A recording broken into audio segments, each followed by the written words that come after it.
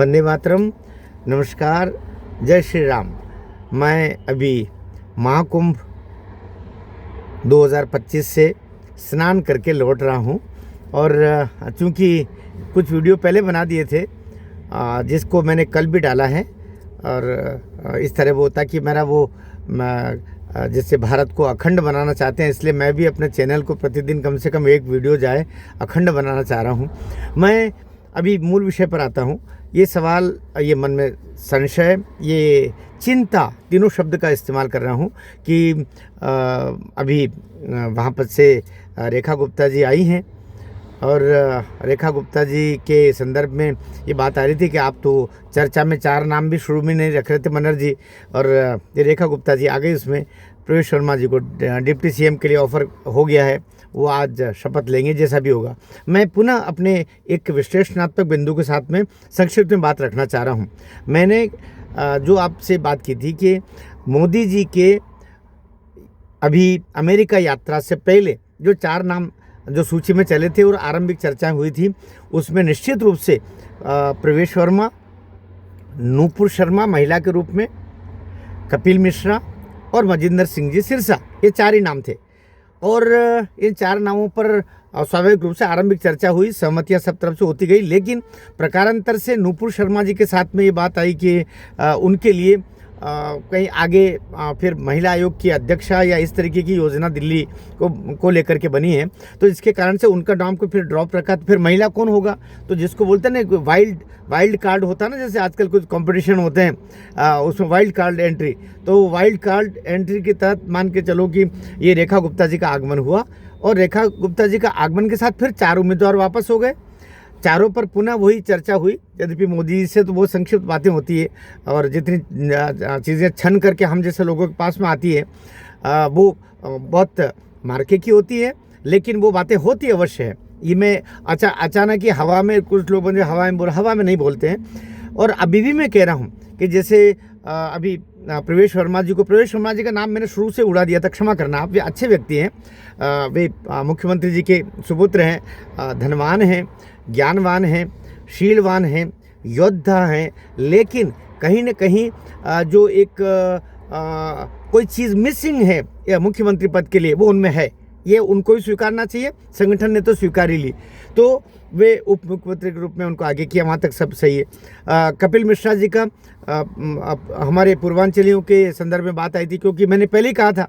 कि किसी भी सांसद को नहीं बनाया जाएगा, क्योंकि सांसद को लेने का मतलब चाहे वो सुषमा स्वराज जी की बेटी हो या मनोज तिवारी जी हो, क्योंकि इनको लेने का मतलब वो सीट खाली करना और वहाँ फिर से उपचुनाव, और बीजेपी 240 पर ही अटकी है, लगभग 1 साल होने आया। इस बीच में 3 लोकसभा के उपचुनाव हुए, लेकिन बीजेपी कोई निकाल नहीं पाई है। इसलिए बीजेपी, मोदी, अमित शाह, संगठन कोई इसको तैयार नहीं था कि वहाँ से खाली करेंगे, हम कह भी रहे थे इसको। अब जो बात है कि मैंने कहा था कि मजिंदर सिंह सिरसा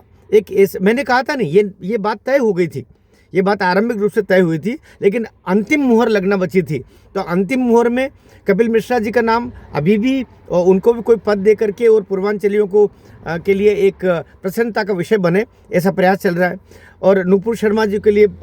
महिला आयोग की दिल्ली के वो अध्यक्ष बने, इसके लिए लगभग सारी चर्चा हुई है। तो क्योंकि आगे क्या करेंगे ये भी संघ और संगठन में और बीजेपी में बातें होती है, तो उन सब के लिए रहा। अब रेखा गुप्ता जी चूँकि एबीवीपी की थी, पार्षद थी, अब उन कारणों से उनको उनका संघ और संगठन और सबका तो उनके पास में एक पीछे जो उनके श्रेय लगना चाहिए वो है ही, संगठन का अच्छा अनुभव है। महिला क्योंकि इधर आतिशी आई थी, अब मैं पक्ष की बात करूँ तो आतिशी आई थी, आतिशी ने भी कोई बहुत ज़्यादा तीर नहीं मारे,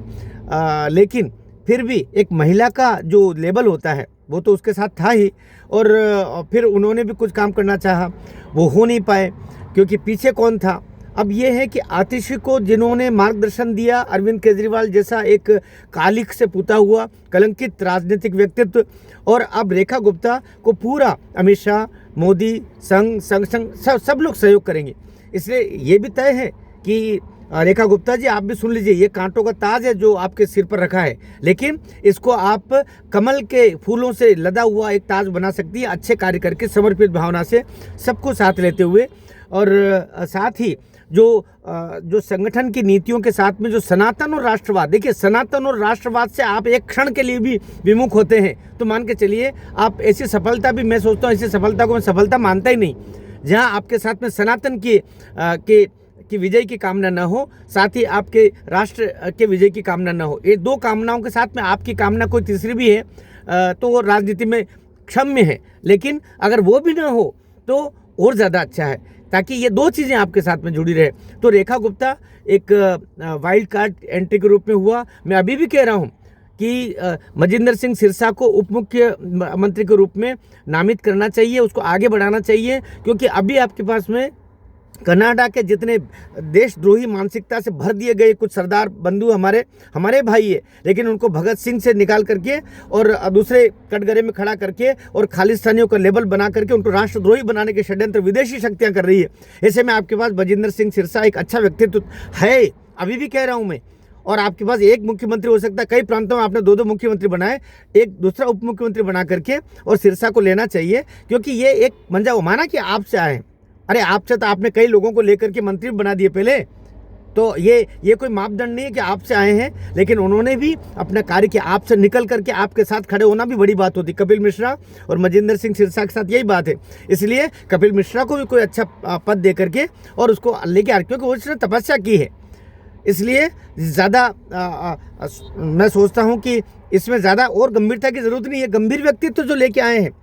जब किसान आंदोलन के समय सिरसा आपके पक्ष में जब मीडिया में आके बात करते थे, उस समय कोई सरदार आपके साथ खड़े होकर बोलने वाला नहीं था। इसलिए सिरसा ने कई परीक्षाएं उत्तीर्ण की आपके संगठन की, सनातन की और हिंदुत्व की, और वो पक्का हमारा राष्ट्रवाद से अनुप्रेरित बासंतिया रंग में रंगा हुआ सरदार है, उसको आपको अवसर देना चाहिए। और रेखा गुप्ता जी को बहुत बहुत शुभकामनाएं, वे सफल हों। भारत माता की जय।